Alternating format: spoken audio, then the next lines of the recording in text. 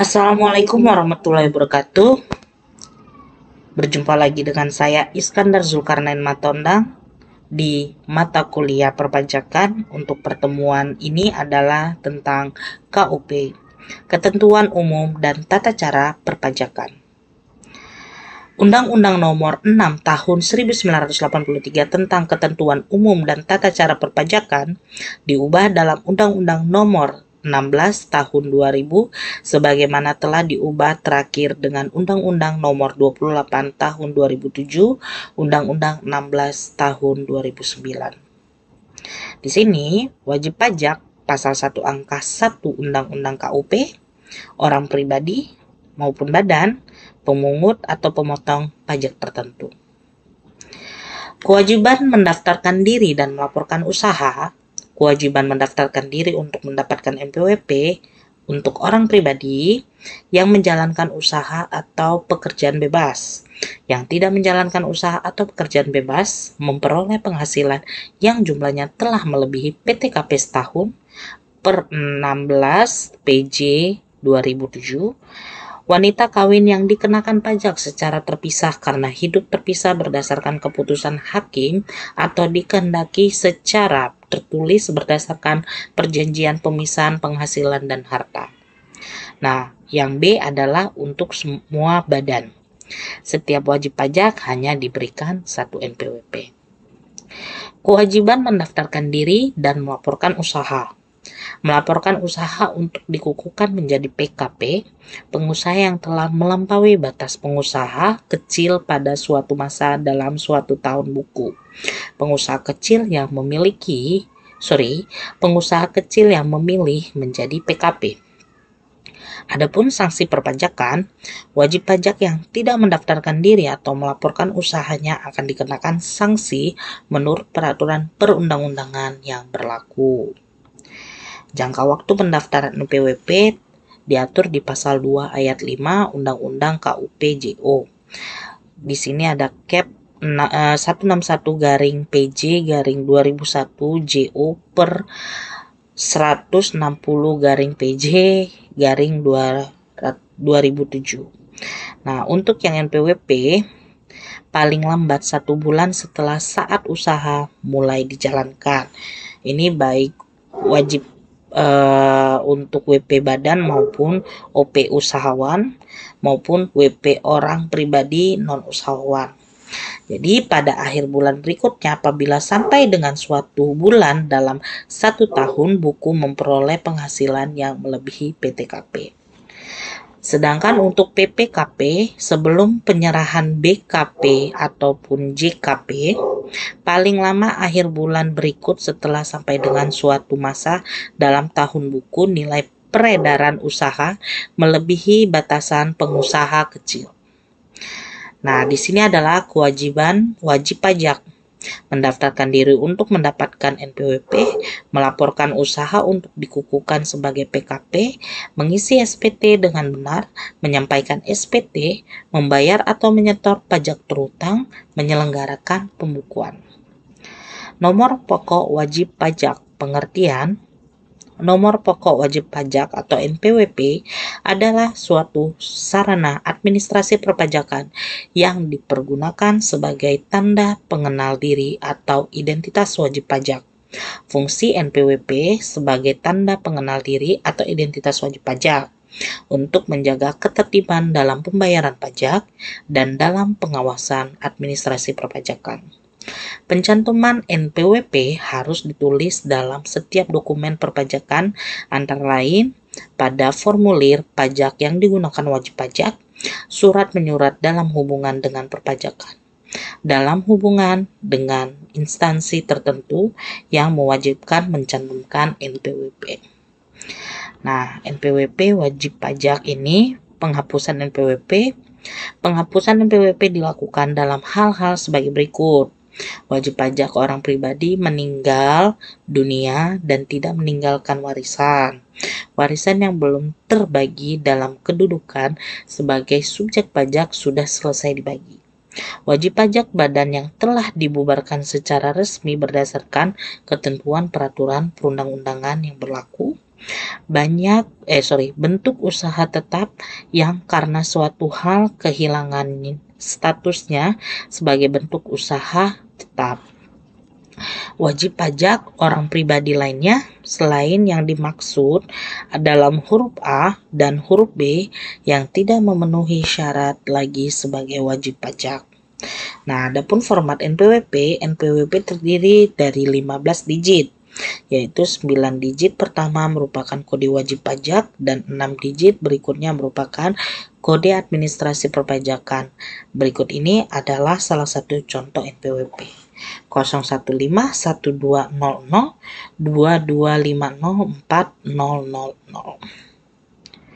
Pengukuhan pengusaha kena pajak atau PPKP.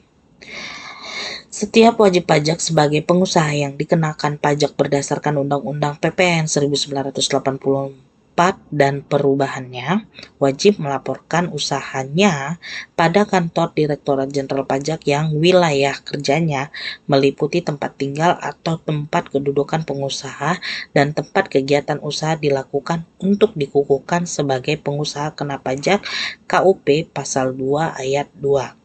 Direktur Jenderal Pajak dapat menetapkan tempat pendaftaran dan atau tempat pelaporan usaha selain yang ditetapkan pada ayat 1 dan ayat 2 dan atau tempat pendaftaran pada kantor Direktorat Jenderal Pajak yang wilayahnya meliputi tempat tinggal dan atau kantor Direktorat Jenderal Pajak yang wilayah kerjanya meliputi tempat usaha dilakukan bagi wajib pajak orang tertentu. Jangka waktu melaporkan usahanya untuk dikukuhkan sebagai pengusaha kena pajak adalah selambat-lambatnya 1 setelah saat usaha dimulai. Ini 1 bulan ya, sesuai yang tadi diinfokan. Nah, fungsi pengukuhan pengusaha kena pajak sebagai identitas pengusaha kena pajak yang bersangkutan sebagai sarana pengawasan dalam melaksanakan hak dan kewajiban PK di bidang PPN dan PPNBM. Jadi, pengusaha kena pajak tersebut ya.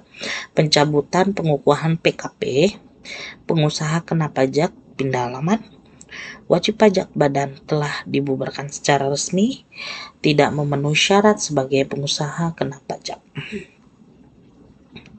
Surat setoran pajak. Surat setoran pajak adalah bukti pembayaran atau penyetoran pajak yang telah dilakukan dengan menggunakan formulir atau telah dilakukan dengan cara lain ke kas negara melalui tempat pembayaran yang ditunjuk oleh Menteri Keuangan. KUP Pasal 1 Angka 4. Fungsi setoran surat pajak sebagai sarana untuk membayar pajak, sebagai bukti dan laporan pembayaran pajak. Tempat pembayaran dan penyetoran pajak. Tempat pembayaran tersebut adalah bank-bank yang ditunjuk oleh Direktorat Jenderal Anggaran maupun kantor pos. Fungsi NPWP tertuang di Pasal 2 Ayat 1 dan 2 Undang-Undang KUP. Sebagai sarana, tanda pengenal diri atau identitas wajib pajak sebagai sarana dalam administrasi perpajakan. Dalam melaksanakan hak dan kewajiban perpajakan, juga untuk mendapatkan pelayanan dari instansi tertentu. Untuk tempat pendaftaran wajib pajak diatur di Pasal 2 Ayat 1 dan Ayat 3 Undang-Undang KUP. Anda bisa lihat ini adalah alurnya. Dan di sini tempat pelaporan usaha tertuang di Pasal 2 Ayat 2 Undang-Undang KUP. Dan inilah alurnya. Nah, adapun fungsi NPWP tertuang di Pasal 2 Ayat 1 untuk mengetahui identitas wajib pajak, untuk menjaga ketertiban dalam pembayaran pajak dan dalam pengawasan administrasi perpajakan, untuk keperluan yang berhubungan dengan dokumen perpajakan, untuk memenuhi kewajiban perpajakan misalnya dalam pengisian e-billing, untuk mendapatkan pelayanan dari instansi-instansi tertentu yang mewajibkan pencantuman NPWP dan dokumen yang diajukan, misalnya dokumen impor PPUD maupun PIUD. Nah, di sini adalah kewajiban setelah memperoleh NPWP, yaitu menyampaikan SPT masa, SPT tahunan, dan pelunasan utang pajak. Kewajiban sehubungan dengan PPN dan PPNBM, melakukan pembayaran penyetoran PPN, PPNBM yang telah dipungut, membuat faktur pajak, mengisi SPT masa PPN, dan melaporkan ke KPP. Dan yang ketiga, pembukuan atau pencatatan. Nah, di sini adalah catatan sesuai Peraturan Menteri Keuangan Nomor 80 garing PMK titik 03 garing 2010. Untuk masa ini ada PPh 21. Nah, ini adalah batas waktu pembayarannya dan ada batas waktu pelaporannya. PPh 23, 25 semua tertuang di sini, nanti bisa dibaca sendiri. Nah, ini untuk masa, dan kalau yang di bawah ini adalah untuk tahunan. Jadi berbeda-beda ya. Oke. Nah, surat pemberitahuan atau SPT, apa sih surat pemberitahuan?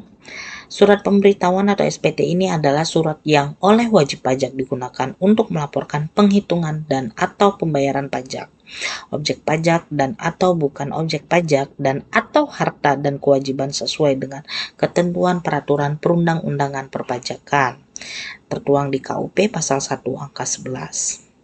Nah, ini adalah surat pemberitahuan SPT dan fungsi surat pemberitahuan itu sendiri.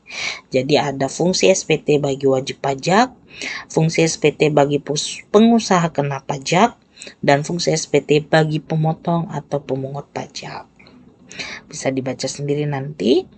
Dan di sini surat pemberitahuan untuk batas waktu penyampaian surat pemberitahuan atau SPT. Nah, di sini ada batas waktunya, batas waktu pembayaran dan penyetoran pajak yang terutang untuk suatu saat atas masa pajak ditetapkan oleh Menteri Keuangan dengan batas waktu tidak melewati 15 hari setelah saat terutangnya pajak atau masa pajak berakhir. Batas waktu pembayaran untuk kekurangan pembayaran pajak berdasarkan SPT tahunan paling lambat sebelum SPT disampaikan. Jangka waktu pelunasan surat ketetapan pajak untuk wajib pajak usaha kecil dan wajib pajak di daerah tertentu paling lama 2 bulan. Nah, ini adalah surat pemberitahuan pajak penghasilan PPh, di mana SPT adalah surat yang oleh wajib pajak digunakan untuk melaporkan penghitungan dan pembayaran pajak yang terutang menurut ketentuan peraturan perundang-undangan perpajakan. Fungsi SPT sebagai sarana wajib pajak untuk melaporkan dan mempertanggungjawabkan perhitungan jumlah pajak yang sebenarnya terutang, laporan tentang pemenuhan pembayaran pajak yang telah dilaksanakan sendiri dalam 1 tahun pajak atau bagian tahun pajak. Dan yang ketiga, laporan pembayaran dari pemotong atau pemungut tentang pemotongan atau pemungutan pajak orang atau badan lain dalam satu masa pajak. Ini adalah hak-hak wajib pajak, dan ini adalah wewenang aparat perpajakan, serta di bawah ini adalah kewajiban aparat perpajakan. Daluarsa penagihan pajak. Hak untuk melakukan penagihan pajak termasuk bunga denda, kenaikan, dan penagihan pajak daluarsa setelah melampaui waktu 5 tahun terhitung sejak penerbitan surat tagihan pajak, surat ketetapan pajak kurang bayar, surat keputusan pembetulan. Daluarsa penagihan pajak sebagaimana dimaksud pada ayat 1 tertangguh apabila diterbitkan surat paksa, ada pengakuan utang pajak dari wajib pajak baik langsung maupun tidak langsung, diterbitkan surat ketetapan pajak kurang bayar sebagai masa dimaksud dalam pasal 13 ayat 5, dilakukan penyidikan tindak pidana di bidang perpajakan lain-lain. Dan ini adalah sanksi-sanksinya, nanti bisa dibaca sendiri. Nah, untuk SPT masa PPN, fungsi SPT masa PPN sarana untuk pengkreditan pajak masukan dan pajak keluaran. pelunasan sendiri oleh PKP dan atau melalui pihak lain dalam suatu masa pajak. Sarana pelaporan dan mempertanggungjawabkan pajak yang dipungut, dipotong, dan disetorkan. Pengisian SPT diatur di pasal 4 dan penjelasan pasal 3 ayat 1 Undang-Undang KUP. Dan pengisian SPT bisa dilihat sebagai berikut. Untuk penelitian tertuang di pasal 1 angka 30 Undang-Undang KUP. Adapun serangkaian kegiatannya menilai kelengkapan pengisian SPT dan lampirannya, termasuk kebenaran penulisan dan penghitungan. Jadi bersifat formal. Nah, di sini sanksi administrasi atas keterlambatan atau tidak menyampaikan SPT tertuang di pasal 7 ayat 1 Undang-Undang KUP. Nah, ini dia bisa dilihat untuk SPT masa dan SPT tahunan. Saya ingatkan sekali lagi, SPT masa itu disebutnya itu dalam bentuk bulan ya. Jadi kalau di pajak disebutnya masa. Gitu. Kalau tahunan ya tahun. Dikecualikan dari pengenaan sanksi denda diatur di pasal 7 ayat 2 Undang-Undang KUP JO.KMK nomor 537 garing KMK 04 garing 2000. Nah, ini bisa dibaca sendiri. Nah, pengungkapan tidak benar SPT atas kemauan sendiri juga ada tertuang di pasal 8 ayat 3 Undang-Undang KUP. Ini bisa dibaca. Dan pengungkapan ketidakbenaran SPT atas kesadaran sendiri dengan laporan tersendiri dituang di pasal 8 ayat 4 dan 5 Undang-Undang KUP. Nanti bisa dibaca sendiri untuk lebih dipahami ya. Dan pembetulan SPT tahunan PPH karena keputusan keberatan atau putusan banding tertuang di pasal 8 ayat 6 Undang-Undang KUP. Untuk penetapan dan ketetapan pajak, nah di sini surat tagihan pajak adalah surat untuk melakukan tagihan pajak dan atau sanksi administrasi berupa denda dan atau bunga. Fungsi STP sebagai koreksi atau jumlah pajak yang terutang menurut SPT wajib pajak.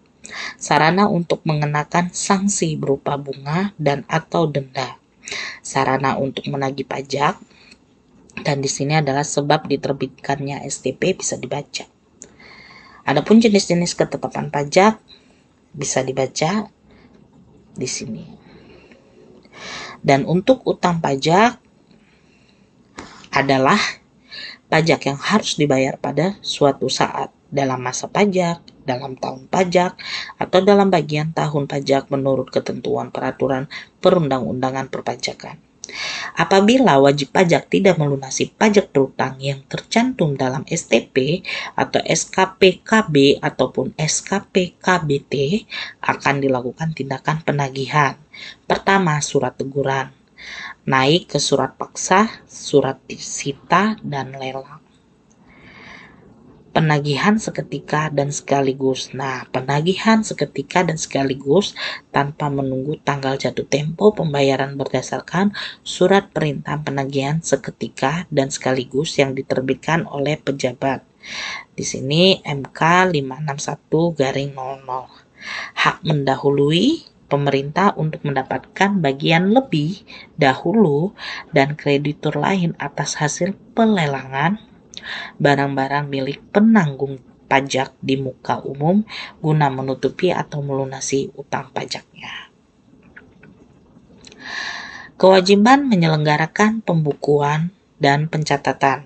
Nah, ini diatur di pasal 28 adalah proses pencatatan secara teratur untuk mengumpulkan data dan informasi tentang keadaan harta, kewajiban atau utang, modal, penghasilan dan biaya, serta harga perolehan dan penyerahan barang atau jasa yang berutang PPN yang tidak berutang PPN, dikenakan PPN dengan tarif 0%, dan dikenakan pajak penjualan atas barang mewah.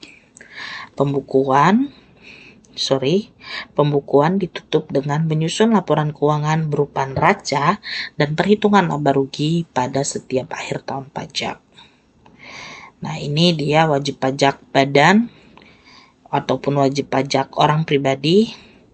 Di sini melakukan kegiatan bebas khusus untuk orang pribadi yang peredaran brutonya kurang dari 4,8 miliar diperkenankan menggunakan norma penghitungan penghasilan neto berdasarkan pencatatan Peraturan Menteri Keuangan nomor 01/PMK 03/2007. Jadi itu nanti kalau nggak salah kena 0,5 gitu ya, 0,5% dari peredaran bruto. Nah, tujuan pembukuan mempermudah pengisian SPT, mempermudah penghitungan penghasilan kena pajak, mempermudah penghitungan PPN dan PPNBM, mengetahui posisi keuangan dan hasil kegiatan usaha pekerjaan bebas. Nah, di sini adalah keberatan dan banding. Nah, kalau keberatan adalah cara yang ditempuh oleh wajib pajak jika merasa tidak atau kurang puas atas suatu ketetapan pajak yang dikenakan kepadanya atau atas pemotongan atau pemungutan oleh pihak ketiga. Nah, wajib pajak dapat mengajukan keberatan atas suatu surat ketetapan pajak kurang bayar tambahan, atau lebih bayar, atau nihil. Nah, itu dia ada terlampir di sini. Nah, jenis keberatan juga ini pada dasarnya dapat dibagi atas 3 macam. Keberatan terhadap materi, keberatan atas kesalahan tulis, atau keberatan terhadap sanksi administrasi. Nah, ini adalah syarat-syarat mengajukan keberatan. Bisa dibaca lebih detailnya, dan ini adalah surat uraian bandingnya. Adapun syarat-syarat pengajuan bandingnya sebagai berikut. Nah, di sini juga ada imbalan bunga hanya diberikan atas SKPKB ataupun SKPKBT. Apa tuh tadi? SKPKB dan SKPKBT nih, yang ini tadi. SKPKB berarti surat keterangan pajak kurang bayar dan surat keterangan pajak kurang bayar tambahan KBT. Jadi dia larinya ke situ ya. Jadi imbalan bunga bisa dibaca lagi. Dan pengurangan, penghapusan, dan pembatalan ini adalah tertuang di pasal 36. Nah, untuk tindak pidana di bidang perpajakan juga tertuang di pasal 38, 39, dan 41 KUP. Nah, ini bisa dibaca nanti lebih dalam lagi. Oke, sekian dan terima kasih. Di pertemuan kita yang kedua ini telah selesai. Wabillahi taufiq walhidayah. Wassalamualaikum warahmatullahi wabarakatuh.